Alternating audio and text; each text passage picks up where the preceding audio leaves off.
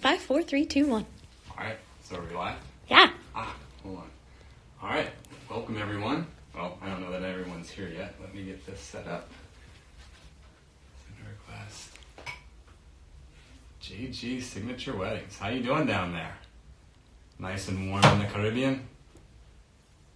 All right, so we're going to give everyone a little while to join in here, and as they join in, we'll start getting ready to get the sabrage going. As I said on my initial video yesterday, I'm usually not used to being in front of the camera, but the thing that I like about today is I get to talk about something near and dear to my heart, champagne. Don't get me wrong, I love photography, I love documenting weddings. But if I won the lottery, would I be documenting weddings tomorrow? Probably not. I'd just be drinking this stuff all day. Okay. So let's see who we have. Our friends in Lexington. Yeah, hey, girls. there I we was go. just thinking about y'all a couple days ago. Photo Puma. All right. So we've got 4 coming in. So what we're going to do, I'm thinking this is probably only going to take maybe 10 to 15 minutes from start to finish. If you have a bottle of champagne and it is well chilled, then by all means get ready to grab that and grab your sword or your knife. We can actually post you in live if you are so brave to do it with us. You can join the call.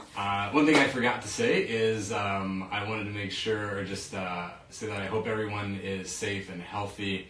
And everyone is doing well through this very tough time. Obviously, champagne and reaching out to everyone like this on Instagram and Facebook Live and Zoom is an awesome way to keep busy and keep close with everyone. So we hope that everybody's doing well out there, and we can't wait to get out on the other side of this and drink this stuff with you guys. All right. Let's see. Who else? Ready to be allowed to travel to Europe? We're going to come see you. Absolutely. Let's do Tuscany again. Why don't we? All right, okay. So one of the things that we're going to do first is we're going to talk a little bit about the history of sabrage, because this was more than just a modern day party trick, or at least according to legend and folklore. So the supposed history of sabrage goes back to the days of Napoleon, and sorry, I'm getting messages from my producer there. It goes back to the days of Napoleon when his soldiers were on horseback, and there are many different stories. It could be said that they returned from victory and were handed bottles of champagne, and obviously not being able to just take both hands and remove the cage and everything, they just pulled their saber out and lopped the top off. There's another story that is tied to old Madame Clicquot, so for those of you that drink Veuve Clicquot, that story goes to the effect of, let's see, I don't want to get it wrong. So, Madame Clicquot, after her divorce, or I'm sorry, not after her divorce, after she was widowed, let's just grab it here, she inherited her husband's small champagne house at the age of 27, and she used to entertain Napoleon's officers in her vineyard. As they rode off in the early morning with their complimentary bottle of champagne, they would open it with a saber to impress the rich young widow. How this came to be for us is my best friend, his sister, asked that I learn how to do this for his wedding. So I researched the history and everything, and we came across the quote that Napoleon used that goes something to the effect of, in victory one deserves it, in defeat one needs it. Since moving to France, we have adopted that as our motto, because for our French friends, or our friends that live in France know, moving to France, dealing with French bureaucracy and everything, there are many, many defeats and a few victories. So no matter what happens, good or bad, we always have champagne at the end of the day, okay? Let's see. So there is also, believe it or not, there is an official organization of sabragers. It is called the Confrérie de Sabre d'Or, so the Order of the Gold Saber.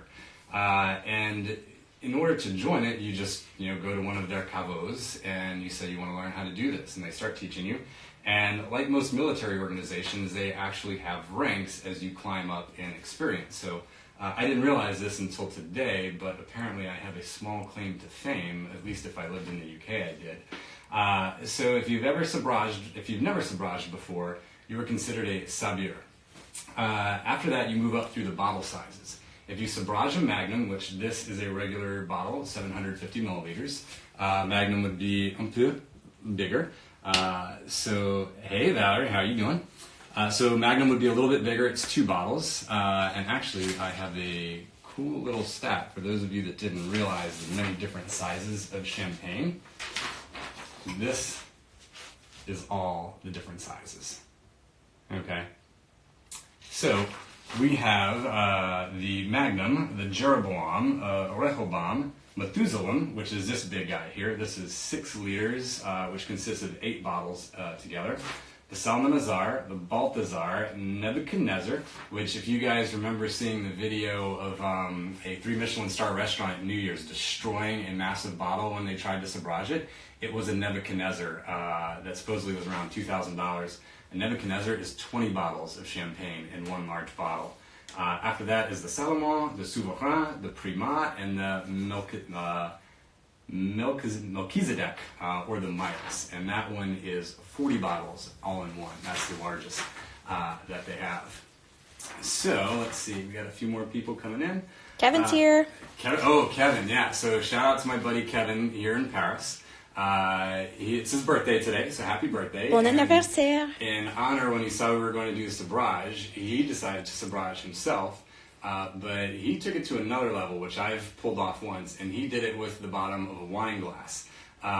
What he didn't fully prepare for was it shooting over the edge of his balcony. So seeing his reaction on his Instagram video is priceless. It just goes over the top, and he looks back into his wife. So happy birthday, my friend. Let's see. So if you sabrage a Magnum, you then become a Chevalier with the Order of the Gold Saber. After Chevalier, if you sabrage a Jeroboam, you become an Officier. After that, if you sabrage a Rehoboam, which is 6 bottles all in one, you become a Commandeur. Then apparently comes the ultimate test of swordsmanship. Eventually you sabrage a Methuselah, said one of the cavaliers. Obviously these bottles get bigger and bigger, and then when you get to sabrage a Methuselah, the only thing you can do is stand it upright. You have to lay it down on something, you can't hold it because it's just too heavy.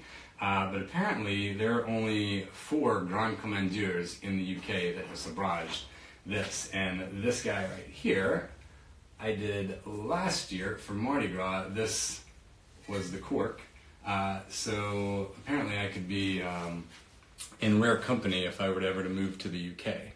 So usually it's a much cleaner break on the smaller bottles. I guess with the larger bottles there's just a little bit more to it. So there is that. All right, so hey Catherine, how you doing out there in the country? All right. Sorry, I keep looking down at the iPad to see who's joining, and I think I'm talking to them, but I really need to talk over here. Okay, so if you have your bottle, go ahead and grab it. Your requirements, first of all, don't be scared about doing this. It is not dangerous. There is a small chance your bottle could explode, but we'll address that. What happens or what causes the bottle to explode is when it's not cold enough. So it's got to be cold. Cold. First of all, a French bottle is preferred. That's not just me being a homer living in France now.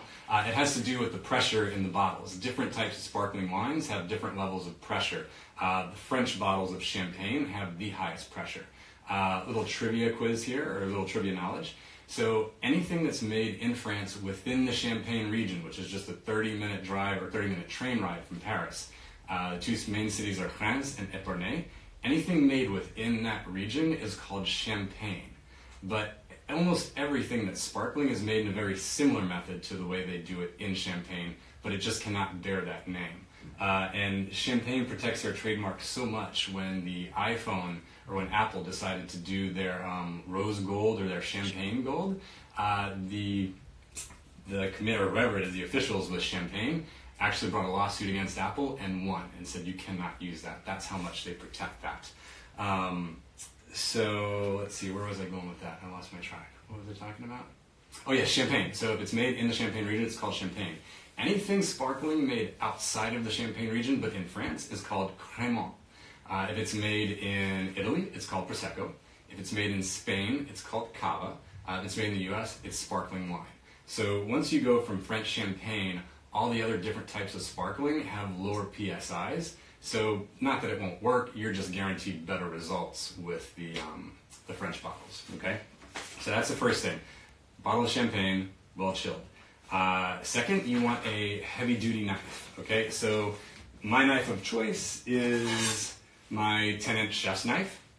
And one of the very important notes about this is you do not use the sharp edge. You are not cutting glass at all. It's all about pressure and the seam weak point of the bottle. So you would use the back side here.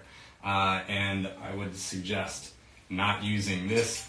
Use it closer to the base of the bottle or the center, okay?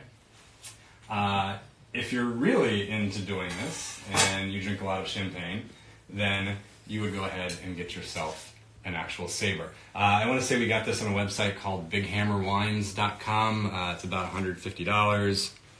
And then that's the little engraving of the quote that I said from Napoleon. And this is not a sharp edge. You can see how I'm running my hand across here. So I will be using what you would think is the sharp edge of this. They just made it flat and dull, like it would be on the back of a chef's knife. Okay? So the great thing about this is it's heavy and has a lot of weight. So it basically goes through the bottle like butter. There's never, I say this now and watch it not happen. There's never been a time with this that it doesn't happen on the first try. Can you speak to, you said just make sure it's chilled. Any other specifics to that? No, you just want it ice cold. If you don't think your bottle's cold enough, let's say you just didn't have enough time to get it in the fridge or the freezer and your guests are over and you want to get it going quickly, put it upside down so the neck is submerged in ice. You could do a little bit of water so it's a small ice bath. But that you want to just get the neck as chilled as possible if you have to do something very quickly. Ideally, you would just put it in the coldest part of your refrigerator, several hours before, and then you should be fine, okay? So those are the requirements, all right? Now the steps. So before, all champagne has foil wrapped around. This is a bottle of Dom Perignon 2008. This is not what we drink every day. But it is a very beautiful, delicious bottle of champagne. And they do a very good job with their foil. They do it differently than most other champagne houses, so it's extremely hard to peel off, okay? But let me start at the top here. Where's the tab? There we go. So you're going to take this foil off, and ideally you want to take it off the entire neck. Okay, because that is going to expose the seam of the bottle.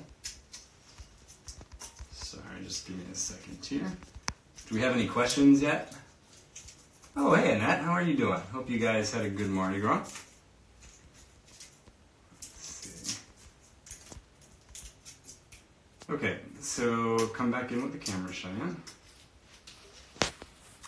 So if you rub your thumb on the bottle, if it's not easy to see, eventually you'll find a seam. Can you see that on the camera? That little line? Yes. Yeah. So it might be easier to see on the big bottle. No? Yeah, a little right there. Not so much. Just Anyway, depends how it hits the light. yeah, so you'll feel there's a seam on both sides of the bottle. It's basically where they took the two halves of the bottle and fused it together. You need that to be fully clear of the foil, so that way it doesn't interrupt the sliding of the knife.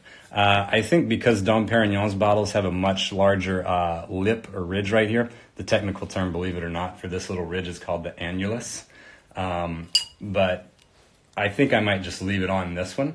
I will get another bottle after this to show you what you normally would do to just get all the foil off and find that seam, okay? So the next thing that you're going to do is you're going to undo the cage. And Tell them about the twists. So all champagne cages have 6 twists. So if you have a bottle at home, or if you do this later when you're watching the video, start counting the twists, and it's going to be 6 full twists. Every single bottle. I'm pretty sure it goes for regular bottles, not just French champagne. I don't know why or what the rhyme or reason is, but they all have 6. Let's see. Oh, sipping coffee on my porch currently. You saw a seam. Good deal, Valerie. All right. So what you're going to do next, very carefully, you're going to lift the cage just above that lip and then twist it back down. This will keep the cork and the glass and everything together, much like what you see here. Okay? Now, we did a test a long time ago when we were first learning how to do this, and basically once you undo the cage, you have about 5 to 10 minutes, depending on the bottle, the temperature and everything, before the cork just spits itself out. So you don't want to do this until you're absolutely ready to do the sabrage, okay? And once you have that set, find your seam again. A lot of times if you have a hard time getting the foil off like we do on this particular bottle, let's see, you could try to take your thumb, you could take the knife and just scrape away. But again, this is so smooth and so like almost vacuum sealed onto the bottle. I don't think it's going to give me an issue at all. And let's see. Don't use wave. Make sure you don't talk too long and it prematurely pops. Yes. Okay. So remove the bottle, find seam. If the bottle's wet, go ahead and dry it. If you're concerned about it possibly breaking, you can take a towel and just wrap it around the base of the bottle, so when you're holding it, this is all wrapped in a towel. If it does explode, the towel will just catch all the glass. You won't get cut. You'll be fine. I do know people that the bottle is exploded on and they made it out okay. They did not get injured. The other thing is, once the bottle is sabraged, do not carry it by the neck anymore because there could be sharp glass up here. And yeah, there's some other things, but we'll talk about that after the actual sabrage. So the bottom of the bottle is called the punt, okay? It's where you put your thumb in there and you hold it like this. You hold it this way to give yourself the full real estate of the bottle here. If you're holding it like this, then your thumb and your hand is blocking the knife or the saber from sliding up and down the bottle, okay? So you hold it like this. What angle you point it at is completely up to you. We're doing this in our apartment with relatively low ceilings, so I'm just going to aim it to where I want it to hit. But typically it's about a 45-degree angle. The cork, it depends on how, I don't know how long they average. We've had them go just a few feet. We've had them go 10, 15 yards, okay? We've had them go just over my head, like maybe today. Yeah, can we please do this together when we finally come visit? Absolutely, we can do this every day. All right. Oh, the other big thing that I want you to know before we do this is when you do slide, when you do go to sabrage, a lot of people have a tendency to stop when they hit this. Do not stop. Follow through, okay? Sometimes it might take 2, 3, 4, 5 whacks at it. Generally, after about 5 attempts is when I stop and I just say, all right, it's not going to happen. But just go through with confidence and don't stop right there, okay? Did I forget anything else? Trying to remember you stopping and not finishing. I'm worried about the time. Okay. Producer's Right. saying, go, go. Right. So, here we go. All right, where's the best angle for the camera, producer lady? Let's go here, but you Right need there? your tool. Okay. All right. So, the other important thing is have a glass handy. Thank you. So as soon as the bottle is sabraged, you can go ahead and recoup. Go a couple steps forward. Right here? Mm-hmm. Okay, so this is my seam running right along there. And I'm just going to go through, I'm going to hit, and I'm just going to go all the way through. Don't go bam and stop. You want to go all the way through. Hopefully this doesn't mess anything up. Just don't hold it lower. Okay, so are we good right there? Mm-hmm. Some people kind of do this to get ready. Here we go. All right, like 1, 2, 3. That has nothing to do with whether it works or not. You're not warming up the bottle or any crap like that I've heard. It's just getting ready. And then from there, you just go. Our poor rug, it's not the first time. It probably won't be the last. So one of the other details I was going to say earlier that I said we'd talk about after the fact is some people get concerned about glass. Like, is there going to be glass in your bottle of champagne or in your glass of champagne? Answer is no, absolutely not. The force with which this comes out pushes any little shards, if there were any, away. But come in on the tip of this. You see how sharp that is in some of these edges? That's why you don't want to carry it from here anymore, because if your hand slides up, it could hit this and you'll get cut. I've done that before, it's not fun. So from here on out, you just carry it by down here. This is the result, so very nice, clean break. The cage has held it together. All right? You need a glass. Okay. And then, most importantly, the fun part. It's Champagne Saturday. Is to drink. Because in victory, one needs it. Or in victory, one... How does it go? In defeat, one needs it. In victory, one deserves it. In victory or defeat, we drink champagne. So good. All right, so let's see. Bravo, merci. Oh, yes. All right, so what else could we talk about? With champagne goes food. Typically anything that's really salty. So think salted nuts, chips, popcorn as, what do they call it? Like the high-low thing. I don't want to use the words low class. It's not the right terminology.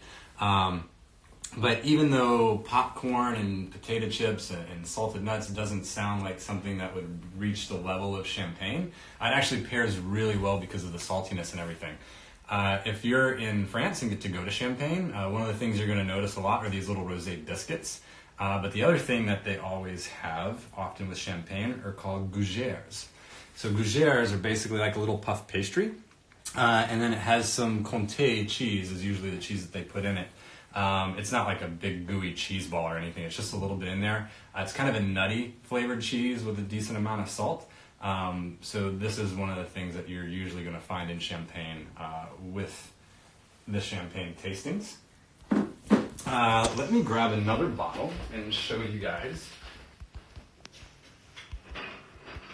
Yes, Valerie, pommes frites all the way!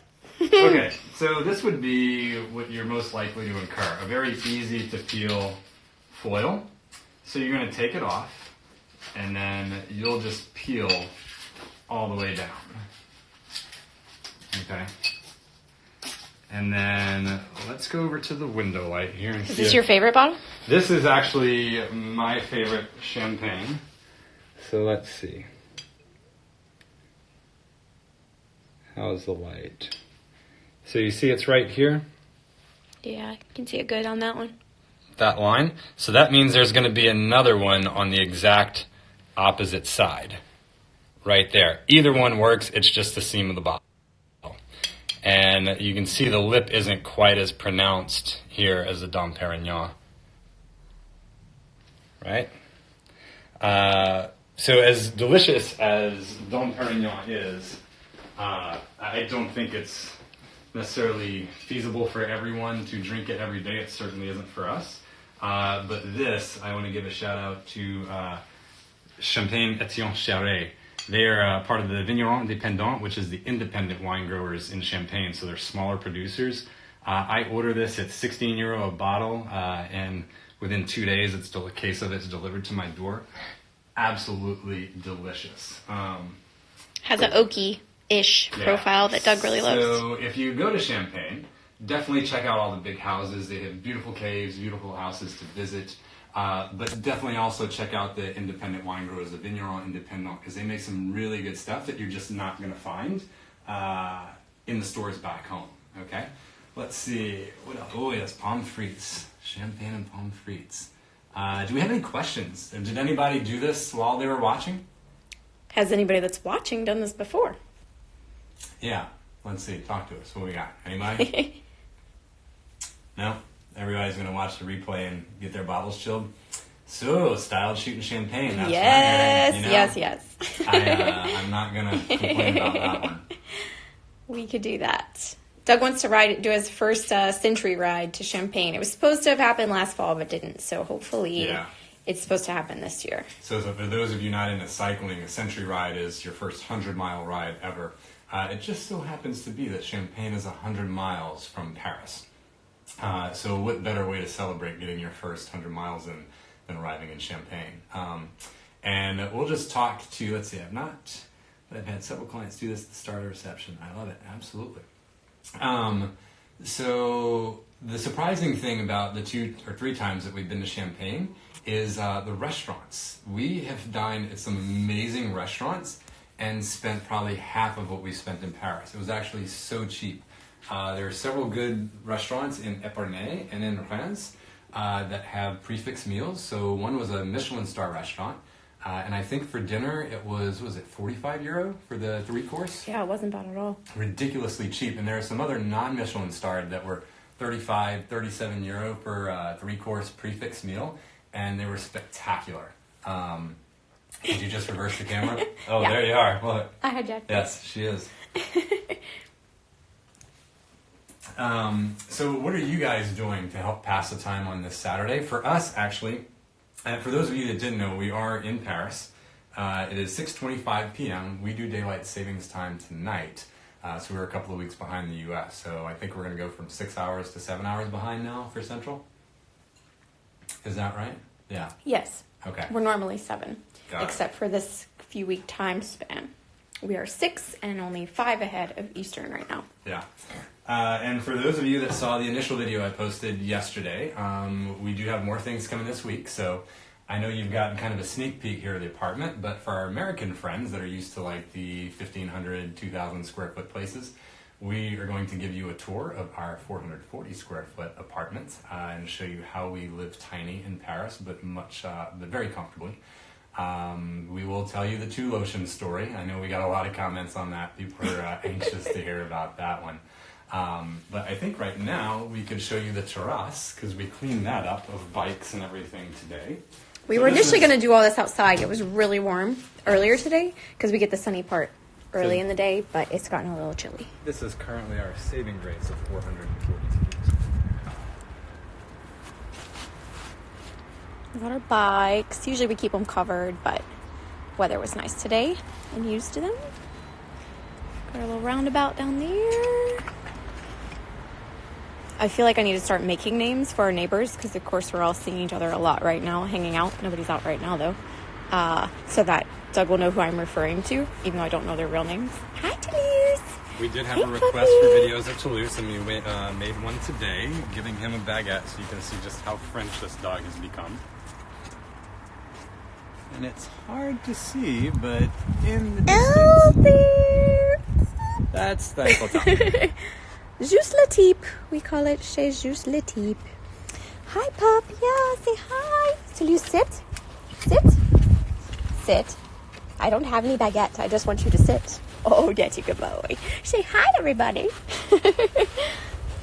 Hello, Miss Bloss. Let's see. I'm just following Doug. Where are we going? What are we doing? I think that's it. I think it's just time to eat, drink, and be merry. I need a refill. Oh, yes, we do. So, guys, enjoy your weekend.